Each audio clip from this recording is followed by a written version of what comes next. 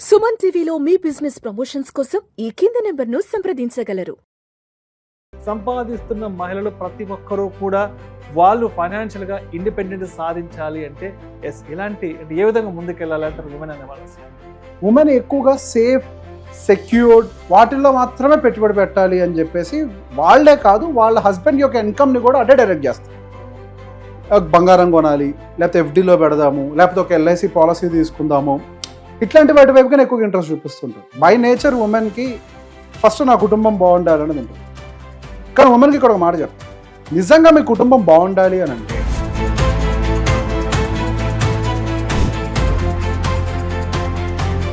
ఆడపిల్ల పుట్టింది అనగానే సహజంగా ఆడవాళ్ళు, మగవాడికి ఆలోచన వచ్చినా రాకపోయినా ఆడవాళ్ళు ఆడపిల్ల పుట్టేసింది, ఇక్కడి నుంచి మనం ఇక పెళ్లి టైంకి విపరీతంగా బంగారాన్ని సమకూర్చాలి అన్న ఉద్దేశంలో అటువైపు డబ్బులు విపరీతంగా పంపించేస్తూ ఉంటారు.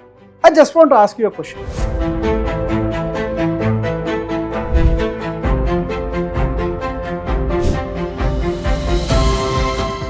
భార్యాభర్త ఇద్దరు కూర్చొని ఫైనాన్సెస్ గురించి మాట్లాడుకోలేవాళ్ళు. నిజంగా ఇది అంటే ఈ విషయంలో ఉమెన్ తెలియకుండానే చాలా వెనకబడిపోయారు. సో ఇక్కడ wife and husband point of వ్యూలోకి వచ్చేసరికి ఒకరికొకళ్ళు వాళ్ళ ఇన్వెస్ట్మెంట్స్కి సంబంధించినటువంటి విషయాలని ఒకరికొకళ్ళు ఇద్దరు షేర్ చేసుకునే పరిస్థితి. ఈ రోజు మీరు ఎక్కడ ఏం పెట్టారో అని ఒక విషయాన్ని కనుక కమ్యూనికేట్ చేయడంలో కనుక ఫెయిల్ అయినట్లయితే, అనుకోని పరిస్థితుల్లో మీకు ఏదైనా జరిగినట్లయితే, మీ ఇన్వెస్ట్మెంట్స్ దేనికోసం అయితే పెట్టారో అది డెఫినెట్గా ఆ పర్పస్ని ఫుల్ఫిల్ చేసే అవకాశం ఉంది.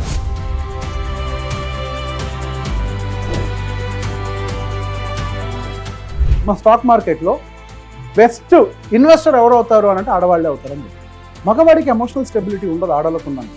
ఎమోషనల్ కంట్రోల్ ఉన్న వాళ్ళు స్టాక్ మార్కెట్లో విజయాన్ని సాధిస్తారు. ఇన్వెస్టింగ్లో, I mean particularly investing or trading, whatever it is, ఇన్వెస్టింగ్లో విజయాన్ని సాధిస్తారు. They try to hold their emotions for longer period of time.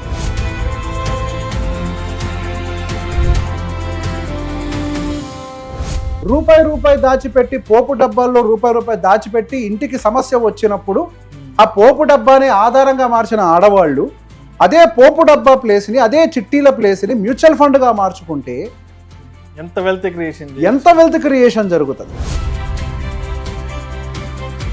ఈ రోజుల్లో ఉమెన్కి సంబంధించి రకరకాల క్యాన్సర్లు డయాగ్నోస్ అవుతున్నాయండి. రకరకాల ఎక్కువ ఇష్యూస్ వాళ్ళకే వస్తున్నాయి. క్యాన్సర్ ఇష్యూస్ ఎక్కువ విమెన్ లోనే క్యాన్సర్ హెల్త్ ఇష్యూస్ ఎక్కువ వస్తున్నాయండి.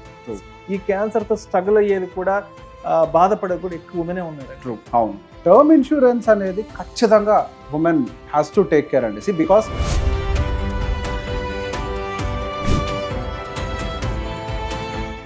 ఈ రోజు మీ ఇంట్లో మీ హస్బెండ్ ఎలా అయితే తెలుసుకున్నారో అదే మాధ్యమం మీ చేతుల్లో కూడా ఉంది. ఈ phone, you can read, you can listen, you can watch. The only problem is you are not trying to make it.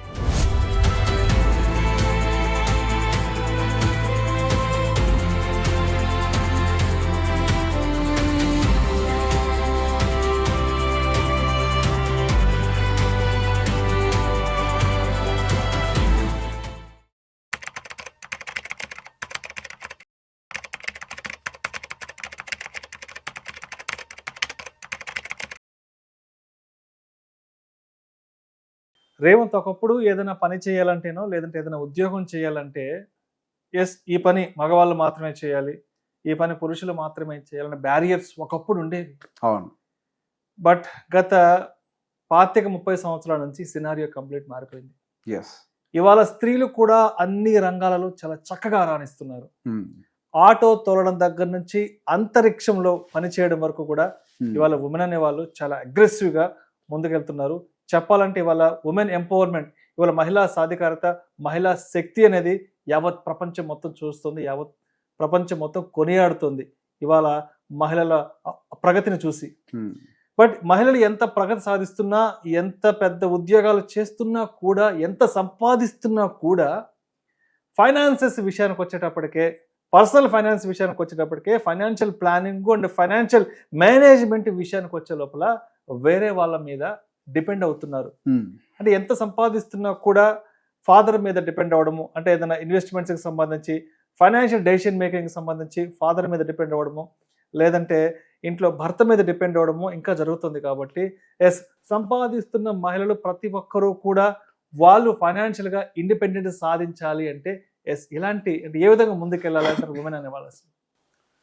So బేసిక్గా మీరు చెప్పిన పాయింట్ 100% కరెక్ట్ అండి. చాలామంది ఇంకా హస్బెండ్ ఏదైతే దారి చూస్తూ ఉంటారో దాని మీద కొంతమంది డిపెండ్ అవుతున్నారు.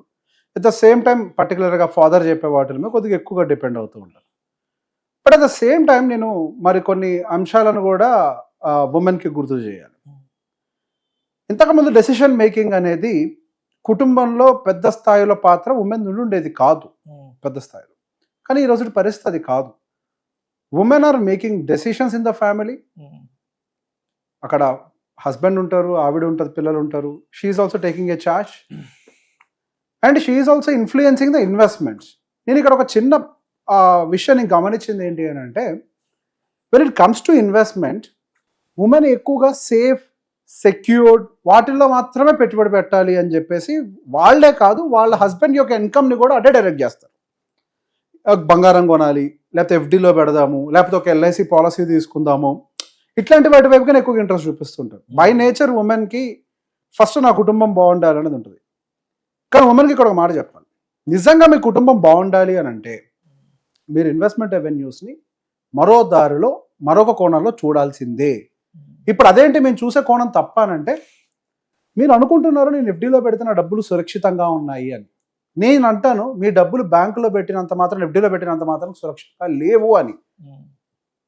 అది ఎలా అంటే, ఇప్పుడు మీ పిల్లవాడు పై చదువుల కోసమో, మీ కూతురి పెళ్లి కోసమో, వాళ్ళని సెటిల్ చేయడం కోసం ఒక్కొక్క రూపాయి దాచిపెడుతున్నారు. మన భారతదేశంలో కానీ ప్రపంచంలో కానీ ఈ ఎలిమెంట్స్ అనేవి చాలా ఫాస్ట్గా పెరుగుతూ ఉంటాయి. ఖర్చులు, దాని యొక్క ఖర్చులు బాగా ఫాస్ట్గా పెరుగుతూ ఉంటాయి. స్కూల్ ఫీజులు కడుతున్నారు కదా ప్రతి నెల పిల్లలకి.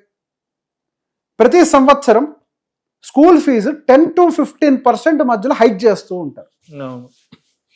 ఎడ్యుకేషన్ మనకి ఇంటర్మీడియట్ విషయంలోకి వస్తే సరిగ్గా ఒక 10-12 సంవత్సరాల క్రితం ఇంటర్మీడియట్ ఒక 50,000 ఉంటే ఇప్పుడు 3 లక్షలు అదే కాలేజ్ ఛార్జ్ చేస్తుంది. ఒక 10 సంవత్సరాల క్రితం, 10 నుంచి 15 సంవత్సరాల క్రితం అదే టైం పీరియడ్లో ఇంజనీరింగ్కి ఒక సంవత్సరానికి 30,000 ఉంటే ఇప్పుడు అదే ఇంజనీరింగ్ 2.5 నుంచి 3 లక్షల రూపాయలు చిన్న కాలేజ్లోనే ఖర్చు అవుతుంది సంవత్సరానికి. సో ఖర్చులు విపరీతంగా పెరుగుతున్నాయి. మీ ఎఫ్డి దాంతో పోటీ పడి పెరగకపోతే మరి మీ పిల్లల భవిష్యత్ ఇబ్బందులు పడ్డట్టే కదా. అదేంటి మరి ఖర్చులు అంతా పెరుగుతున్నాయి, డబ్బులు ఎందుకు పెరగట్లేదు అంటే ఇక్కడే నెంబర్ని అర్థం చేసుకోవాలి. అంటే ఆలోచించే విధానం ఏంటి అనేది ఇప్పుడు నేర్చుకోవాలి. మనకి మార్కెట్లో ఇన్ఫ్లేషన్ 10 to 15%, అంటే ఖర్చులు 10 నుంచి 15% పెరుగుతున్నాయి. ఎఫ్డీలో మీకు ఎంత వస్తుంది? ఎంత మంచి ప్రోగ్రామ్ అయినా, సుకన్య సమృద్ధి యోజన అయినా సరే 8.2% అంతే. అంతకు మించి హై రిటర్న్ ఇచ్చేటువంటి ఏ ఒక్క స్కీమ్ లేదు. ఇప్పుడు 12% మీ యొక్క ఖర్చు, మీ పిల్లవాడి భవిష్యత్తు 12%తో పెరుగుతుంది అని అంటే, మీరు క్రియేట్ చేసే రిటర్న్ 8%, మీరు 4% మీ పిల్లల భవిష్యత్తుని, సంవత్సరానికి 4% చొప్పున మీ పిల్లల భవిష్యత్తును కోల్పోతున్నారు. మీరు సరిగ్గా ఇన్వెస్ట్ చేయగలిగి ఉండుంటే మీ పిల్లవాడు హైదరాబాద్లో బెస్ట్ ఇంజనీరింగ్ కాలేజ్లో చదువుకునేవాడేమో. మీరు కన్సర్వేటివ్గా ఆలోచించి ఇన్వెస్ట్ చేయటం వల్ల బెస్ట్ ఇంజనీరింగ్ కాలేజ్లో చదువుకోవాల్సిన వాడు దాని నెక్స్ట్ ఇంజనీరింగ్ కాలేజ్లో చదువుకుంటున్నాడు. బెస్ట్ నుంచి నెక్స్ట్, అదే తేడా. ఇక్కడ పొరపాటు ఎక్కడ? మీ ఆలోచన కరెక్టే, నేను ఎవరికి కించపరచట్లేదు. భయం ఉంది, కానీ మీరు అనుకుంటున్నట్టుగా నిజంగా అక్కడ సురక్షితంగా ఉన్నాయా? డబ్బు దాని యొక్క విలువని త్వరగా కోల్పోతుంది, ఎఫ్డీ కంటే ఫాస్ట్గా కోల్పోతుంది. ఎందుకంటే బయట పెరిగే ప్రపంచం, అంటే ఖర్చులు పెరిగే ప్రపంచం ఏదైతే ఉందో మన జీవితంలో, అది చాలా ఫాస్ట్గా గ్రో అవుతూ ఉంటుంది. దానికి తగ్గట్టుగానే ఇన్వెస్ట్మెంట్స్ పెట్టాలి. బంగారం మీద పెట్టుబడి పెడతారు. కూతురు ఆడపిల్ల పుట్టింది అనగానే సహజంగా ఆడవాళ్ళు, మగవాడికి ఆలోచన వచ్చిన రాకపోయినా ఆడవాళ్ళు, ఆడపిల్ల పుట్టేసింది, ఇక్కడి నుంచి మనం ఇక పిల్ల పెళ్లి టైంకి విపరీతంగా బంగారాన్ని సమకూర్చాలి అన్న ఉద్దేశంలో అటువైపు డబ్బులు విపరీతంగా పంపించేస్తూ ఉంటారు. I just want to ask you a question. ఈ రోజు మీరు ఒక భయంలో ఉన్నారు. ఎందుకు? చాలా మంది ఉమెన్, గత ప్రీవియస్ జనరేషన్ వాళ్ళు, మీరు ఇండిపెండెంట్ వర్కింగ్లో కూడా కాలేకపోయారు కాబట్టి మీరు ఇంకా మీ అమ్మాయి పెళ్ళి, అమ్మాయి బంగారం వైపుగా ఆలోచిస్తున్నారు, కానీ అమ్మాయి భవిష్యత్తు వైపుగా ఆలోచించలేకపోయారు కదా. సాడ్ రియాలిటీ ఏంటి అని అంటే, ఆల్రెడీ సక్సెస్ఫుల్గా జాబ్ చేస్తున్న వాళ్ళు కూడా స్టిల్ ఇంక అదే ప్రక్రియలో ఆలోచిస్తున్నారు. బంగారం మీద పెట్టాలి, భూమి మీదే పెట్టాలి, ఎఫ్డీలోనే పెట్టాలి. ఈ రోజు మీరు ఒక జాబ్ సక్సెస్ఫుల్గా చేయగలుగుతున్నారు, ₹1 సంపాదించగలుగుతున్నారంటే ఆ రోజు మీ నాన్న మిమ్మల్ని బాగా చదివించగబట్టి. మీ అమ్మాయి మరి మీకంటే ఇంకా పై స్థాయిలో ఉండాలి అని అంటే మీ ఇన్వెస్ట్మెంట్స్ కరెక్ట్గా ఉంటే ఆ డబ్బు ఎదిగి మీ అమ్మాయి భవిష్యత్తును చూసుకుంటుంది. అది వాళ్ళకి కావాల్సిన హైయర్ ఎడ్యుకేషన్ సెటిల్మెంట్ని ప్రొవైడ్ చేయగలుగుతారు. ఇంకొక మాట, గతంలో ఒక సోషల్ ఎక్స్పెరిమెంట్ గురించి కూడా మాట్లాడాం. సోషల్ మీడియాలో ఒక ఎక్స్పెరిమెంట్ బాగా సర్క్యులేట్ అవుతుంది. మగవారిని ఆడవారిని పక్క పక్కన ఒకళ్ళ పక్కన ఒకళ్ళని ఇట్లా ఒక 10 మందిని నుంచోబెడితే 5 ఆడవాళ్ళు 5 మగవాళ్ళని, అందరూ కళ్ళు మూసుకోవాలి. అవతల వాళ్ళు ఒక ప్రశ్న అడుగుతారు యాంకర్. ఆ ప్రశ్నకి సమాధానం తెలిసిన వాళ్ళు ఒక అడుగు ముందరకు వేస్తారు, తెలియని వాళ్ళు ఒక అడుగు వెనక్కి వేస్తారు. అట్లా ఒక 5-6 ప్రశ్నలు అయ్యేసరికి ఆడవాళ్ళందరూ వెనకుంటారు, మగవాళ్ళందరూ ముందుంటారు. అన్ని ఫైనాన్స్ రిలేటెడ్ ప్రశ్నలే. ఇప్పుడు నాకు అది చూస్తున్నప్పుడు వాళ్ళు ఇచ్చిన మెసేజ్ ఏంటంటే ఆడవాళ్ళు ఇంకా వెనకబడే ఉన్నారు అని. కానీ అది చూస్తున్నప్పుడు నాకు ఒక డౌట్ వచ్చింది. గతంలోనంటే ఒక ఇన్ఫర్మేషన్ కావాలి అని అంటే నలుగురితో కలిసి తిరుగుతూ ఉంటేనే మనకు తెలిసేది, ప్రపంచం ఏంటంటే తెలిసేది. ఈ రోజు ఇంట్లో కూర్చొని ఫోన్ పట్టుకున్నా కానీ మీకు కావాల్సిన నాలెడ్జ్ రావడానికి అవకాశం ఉంది కదా. ఈ రోజు మీ ఇంట్లో ఉన్న మగవాళ్ళు కూడా ఆ నాలెడ్జ్ని ఇట్లాంటి యూట్యూబ్ వీడియోల నుంచే నేర్చుకున్నారు. మరి అదే యాక్సెస్ మీ దగ్గర ఉన్నప్పుడు మీరెందుకు 4 అడుగులు వెనక్కి వేశారు? మీరెందుకు దాని మీద ఫోకస్ చేయలేదు? అది మనం ప్రశ్నించుకుంటే ఆటోమేటిక్గా 4 అడుగులు మీరే ముందరకి వేస్తారు. ఈ రోజు ఎంప్లాయ్మెంట్ విషయంలో ఏం ప్రాబ్లం ఉందా? ఉమెన్కి సమానంగా పీట వేస్తున్నారా? ఇన్ఫ్యాక్ట్ ఇంకా 4 అడుగులు ముందలేస్తున్నారు. ఉమెన్ పాయింట్ ఆఫ్ వ్యూలోకి వస్తే బెటర్ ఆపర్చునిటీస్ వస్తున్నాయి కదా. వర్క్ పాయింట్ ఆఫ్ వ్యూలో ఈక్వాలిటీ అయితే హియర్ అందరికి క్రియేట్ అయింది కదా. మరి మైండ్ కల్టివేషన్ విషయంలో, ఇన్వెస్ట్మెంట్ మైండ్ని కల్టివేట్ చేసుకోవడం విషయంలో ఎందుకు వెనకబడ్డారు? ఇన్వెస్ట్ మైండ్ని కల్టివేట్ చేసుకోవటం అనేది మీకు ఎదుటివాడిచ్చే ఆపర్చునిటీ మీద ఉంటుందా, మీకంటే మీరు స్వతహాగా నేర్చుకోవాల్సిన దాంట్లో ఉంటుందా? అది స్వతహాగా నేర్చుకోవాలి, ఎవ్వరు నేర్పరు. అండ్ ఇంకొక అధ్యాయం ఏం చెప్తుంది అని అంటే, మా స్టాక్ మార్కెట్లో బెస్ట్ ఇన్వెస్టర్ ఎవరు అవుతారు అని అంటే ఆడవాళ్ళే అవుతారని చెప్తారు. మగవాడికి ఎమోషనల్ స్టెబిలిటీ ఉండదు ఆడవాళ్ళకు ఉన్నంత. ఆడవాళ్ళు ఎమోషన్స్ని బాగా హ్యాండిల్ చేసుకోగలుగుతారు. మొగుడి మీద చూపిస్తారేమో కానీ బయట ప్రపంచంలో వాళ్ళ ఎమోషన్స్ అనేది ఈజీగా చూపించారు. వాళ్ళు ఎమోషనల్ కంట్రోల్ ఉన్న వాళ్ళు స్టాక్ మార్కెట్లో విజయాన్ని సాధిస్తారు. ఇన్వెస్టింగ్లో, particularly investing or trading, whatever it is, ఇన్వెస్టింగ్లో విజయాన్ని సాధిస్తారు. బెస్ట్ ఇన్వెస్టర్స్ ఎప్పుడు ఆడవాళ్లే అవుతారు. Because of their emotional stability. వాళ్ళు అంత ఈజీగా రియాక్ట్ అవ్వరు. They try to hold their emotions for longer period of time. మొగాడికి ఆ స్ట్రెంత్ లేదు, ఎమోషన్ ఎక్కువ కాలం హోల్డ్ చేయలేడు. మొగడు బర్స్ట్ అయిపోతాడు, ఆడవాళ్ళు బర్స్ట్ కారు.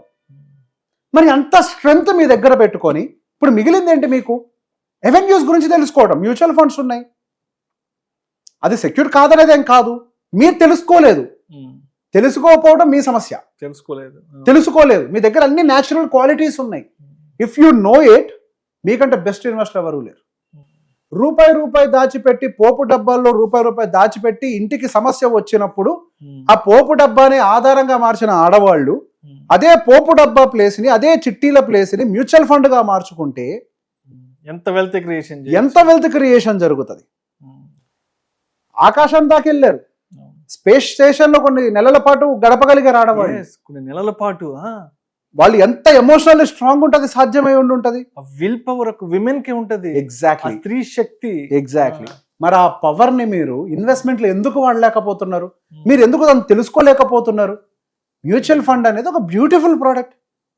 మరి ఆ ప్రోడక్ట్ కి వెనకాల ఎందుకు మీకు నాలెడ్జ్, అంటే దాని వెనకాల ఎందుకు ఇంట్రెస్ట్ చూపించలేకపోతున్నారు? ఇప్పుడు సమస్య ఇప్పుడు మనలో ఉంది. ప్రపంచం ఆల్రెడీ అవకాశం ఇచ్చింది. There are no barriers in families, there are no barriers in the society. ఉమెన్కి ఇప్పుడు స్వేచ్ఛగా మాట్లాడే ఈ ప్రపంచం మనకి ఆల్రెడీ ఏర్పడింది. అన్ని అవైలబిలిటీస్ వాళ్ళ చేతుల్లో ఉన్నాయి, అన్ని ఇన్ఫర్మేషన్స్ వాళ్ళ చేతుల్లో ఉన్నాయి. ఈ రోజు మీ ఇంట్లో మీ హస్బెండ్ ఎలా అయితే తెలుసుకున్నారో అదే మాధ్యమం మీ చేతుల్లో కూడా ఉంది, ఈ phone. You can read, you can listen, you can watch. The only problem is you are not trying to make it. చదవండి. మ్యూచువల్ ఫండ్కి మించిన బ్యూటిఫుల్ ఇన్వెస్ట్మెంట్ ఇంకొకటి లేదు ఈ ప్రపంచంలో. That is the reality. దీనికి మించి ఒక ఇన్వెస్ట్మెంట్ చెప్పమని ప్రపంచంలో ఎవ్వరు చెప్పలేడు. That is a beautiful product. So investments అనేవి మన ఓన్ మైండ్ కల్టివేషన్ ద్వారానే అది బిల్డ్ అవుతుంది, కానీ ఒకళ్ళు నేర్పితేనో, ఒకళ్ళు అవకాశం ఇస్తేనో వచ్చేది కాదు. అండ్ రేవంత్, ఇంకొక విషయం కూడా చెప్పండి రేవంత్. ఎందుకంటే చాలామంది ఇళ్లల్లో, చాలామంది అంటే ఆల్మోస్ట్ అందరి ఇళ్లల్లో భార్యాభర్త ఇద్దరు కూర్చొని ఫైనాన్సెస్ గురించి మాట్లాడుకోరు రేవంత్. నిజంగా ఇది అంటే ఈ విషయంలో ఉమెన్ తెలియకుండానే చాలా వెనకబడిపోయారు. అంటే భర్త అనేవాడు ఎంత సంపాదిస్తున్నాడు, ఎక్కడెక్కడ ఎంత ఇన్వెస్ట్మెంట్స్ చేశాడు, ఎలాంటి ఇన్వెస్ట్మెంట్స్ చేశాడు, ఎవరెవరికి అప్పులు ఇచ్చాడు, ఎవరెవరి దగ్గర నుంచి అప్పులు తెచ్చాడు, అన్నది ఏ ఇంట్లో కూడా భార్యాభర్త కాసేపు కూర్చొని మాట్లాడుకునే ఆ స్పేస్ ఎక్కడ దొరకట్లేదు రేవంత్. అవును. Yes, దీనికి సంబంధించి మీరు ఏం చెప్తారు? అది ఇప్పుడు ఇరువైపులా జరుగుతోంది. ఒకప్పుడు భర్త ఎస్ ఇప్పటికీ కొన్ని ప్లేసెస్లో జరుగుతుంది, ఇరువైపులా భార్య దగ్గర నుంచి కూడా అదే జరుగుతుంది. సో ఇక్కడ wife and husband point of వ్యూలోకి వచ్చేసరికి ఒకరికొకళ్ళు వాళ్ళ ఇన్వెస్ట్మెంట్స్కి సంబంధించినటువంటి విషయాలని ఒకరికొకళ్ళు ఇద్దరు షేర్ చేసుకునే పరిస్థితులు. ఇన్వెస్ట్మెంట్స్ పాయింట్ ఆఫ్ వ్యూలో ఒకటి గుర్తుపెట్టుకోవాలి, మీరు ఒక్కొక్క రూపాయి దాచిపెట్టేది భవిష్యత్తు కోసం. అది మీ భవిష్యత్తు కాదు, మీ పిల్లల భవిష్యత్తు కోసం. ఈ రోజు మీరు ఎక్కడ ఏం పెట్టారో అని ఒక విషయాన్ని కనుక కమ్యూనికేట్ చేయడంలో కనుక ఫెయిల్ అయినట్లయితే, అనుకోని పరిస్థితుల్లో మీకు ఏదైనా జరిగినట్లయితే, మీ ఇన్వెస్ట్మెంట్స్ దేనికోసమైతే పెట్టారో అది డెఫినెట్గా ఆ పర్పస్ని ఫుల్ఫిల్ చేసే అవకాశం లేదు.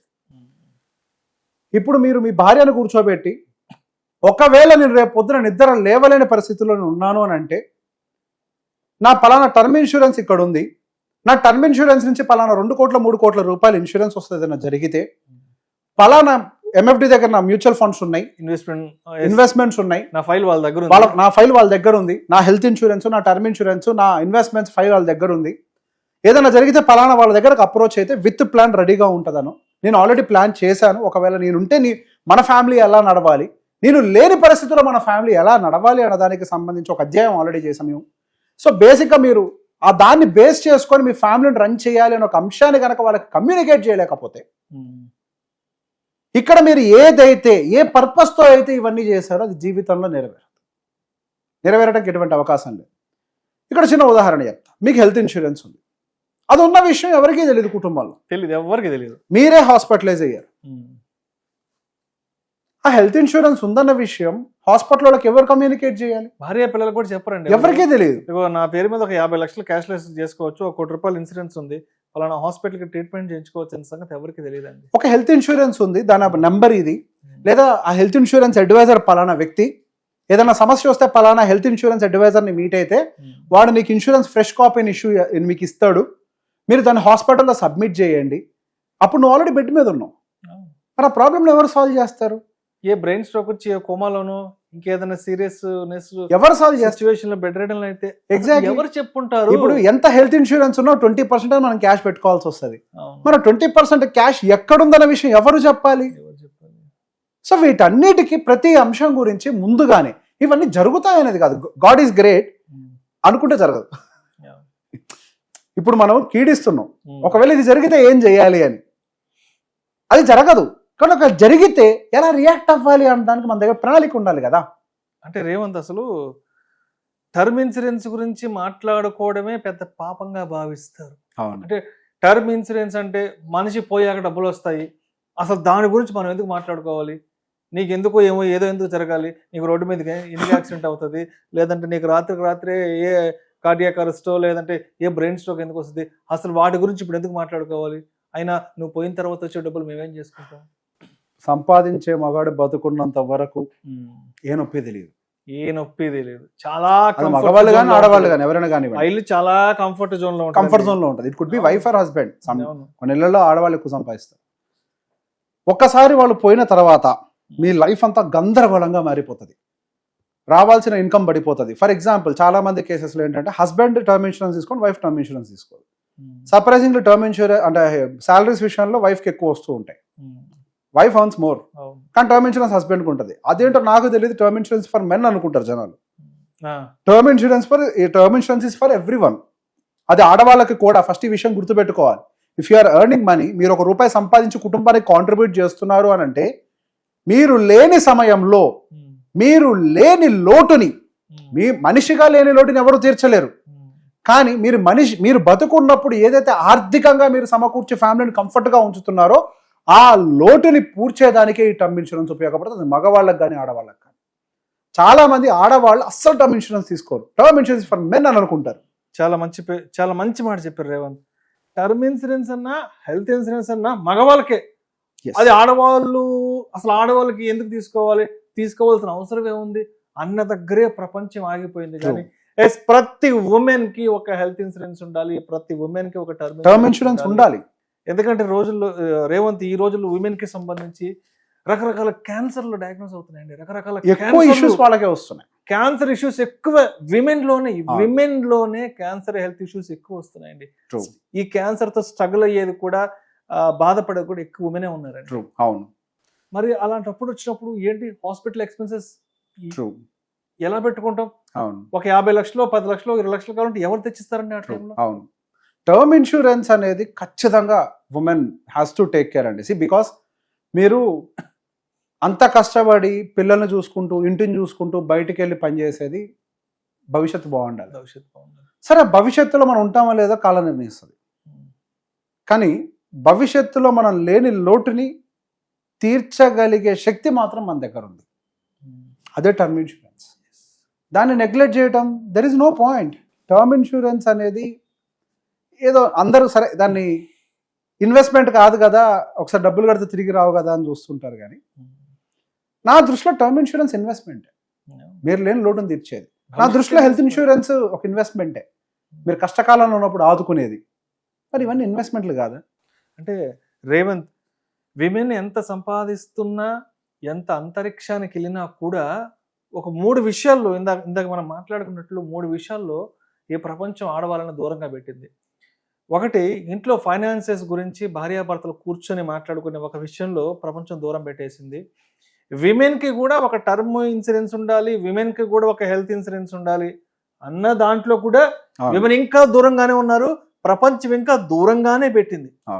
అంటే ఉమెన్ ఇవాళ అంతరిక్షంకి వెళ్ళి కూడా ఆవిడ పనిచేయగలుగుతున్నారు. అంతరిక్షంలో ఉండి కూడా కొన్ని నెలల పాటు సంవత్సరాలు ఉండగలుగుతున్నారు. కానీ ఒక టర్మ్ ఇన్సూరెన్స్ తీసుకోవడంలో, ఒక హెల్త్ ఇన్సూరెన్స్ తీసుకోవడంలో, ఇంట్లో కూర్చొని భోజనం చేసేటప్పుడు, బ్రేక్ఫాస్ట్ చేసేటప్పుడు భర్తతో కలిసి ఇంట్లో ఫైనాన్సెస్ గురించి మాట్లాడడంలో ఇంకా వెనకే ఉన్నారు. అవును, సరే నాకు తెలియదు, నాకెందుకులే, దెర్ ఆర్ ఫ్యూ ఉమెన్, నాకెందుకు ఇవన్నీ, మీరు చూసుకోండి. No, you should also be part. ఇందాక నేను చెప్పింది అదే. అన్ని చేయగలుగుతున్నా మీరు, అన్ని శక్తులు ఉన్నా మీకు, మరి నేర్చుకోవాలన్నా ఇదెందుకు లేదు? Why do you want to depend? In fact అసలు ఎక్కువ క్వాలిఫికేషన్ మీకుంది. ఫైనాన్షియల్స్కి కావాల్సిన క్వాలిఫికేషన్స్ ఉమెన్కి చాలా ఉన్నాయి. పేషెన్స్, డిసిప్లిన్, అది వాళ్ళకే ఉంది. నా కుటుంబం భద్రంగా ఉండాలి, ఆ రూపాయిని తీసి ఖర్చు పెట్టద్దు. మెన్ అన్న అడిట్ చేస్తుంటారు కానీ ఉమెన్ అట్లా చేయరు. రైట్. సో కన్క్లూజన్గా ఏం చెప్తారు అంటే, ఉద్యోగాలు చేస్తూ ఇవాళ ఉమెన్ అన్ని రంగాల్లో ముందున్నారు కాబట్టి, సో ఉద్యోగాలు చేస్తూ ఎంతో డబ్బు సంపాదిస్తున్న మహిళలు మరి ఫైనాన్షియల్ ఫ్రీడమ్ విషయంలో, ఫైనాన్షియల్ ఇండిపెండెన్స్ విషయంలో ఇంకా ముందుకు వెళ్ళాలి అంటే ఏం చెప్తారు? మీ చేతుల్లో ఉంది. Knowledge is in your hands. First తెలుసుకోండి. మీకుండే డిసిప్లిన్, మీకుండే పేషెన్స్ తోటి మెన్ దేనికి పనికిరాడు ఇన్వెస్ట్మెంట్స్ పాయింట్ ఆఫ్ వ్యూలో. You have great opportunities. మీకు బై న్యాచురల్గానే పుట్టుకతోటే కొన్ని క్వాలిటీస్ వచ్చేసాయి. మెన్ దగ్గర లేని క్వాలిటీస్ ఉంటాయి, పేషెన్స్ అండ్ డిసిప్లిన్. సో వాటితోటి కనుక మీరు దాని ఛార్జ్ తీసుకోగలిగితే you will be the winner. సంపాదించడం గొప్ప కాదు, సంపాదించిన దాన్ని రైట్ వేలో ఇన్వెస్ట్ చేసి దాన్ని గ్రో చేయడం గొప్ప. Thank you so much Revanth. Most welcome. Women's day సందర్భంగా ఉమెన్ ఎంపవర్మెంట్తో ముందుకు ఎలా వెళ్ళాలి, ఉమెన్ ఎంపవర్మెంట్ ఎలా సాధించాలి, ఉద్యోగం చేస్తున్న మహిళలందరూ కూడా ఫైనాన్షియల్ ప్లానింగ్ విషయంలో ఎటువంటి జాగ్రత్తలు తీసుకోవాలి, భర్తతో కూర్చొని ఫైనాన్సెస్ పట్ల ఎటువంటి విషయాలను డిస్కస్ చేయాలి, అదేవిధంగా విమెన్కి కూడా ఒక టర్మ్ ఇన్సూరెన్స్, ఒక హెల్త్ ఇన్సూరెన్స్ యొక్క ఇంపార్టెన్స్ ఎంతవరకు ఉందో నాకు చాలా చక్కగా తెలియజేశారు. Thank you so much Revanth. Most welcome అండి.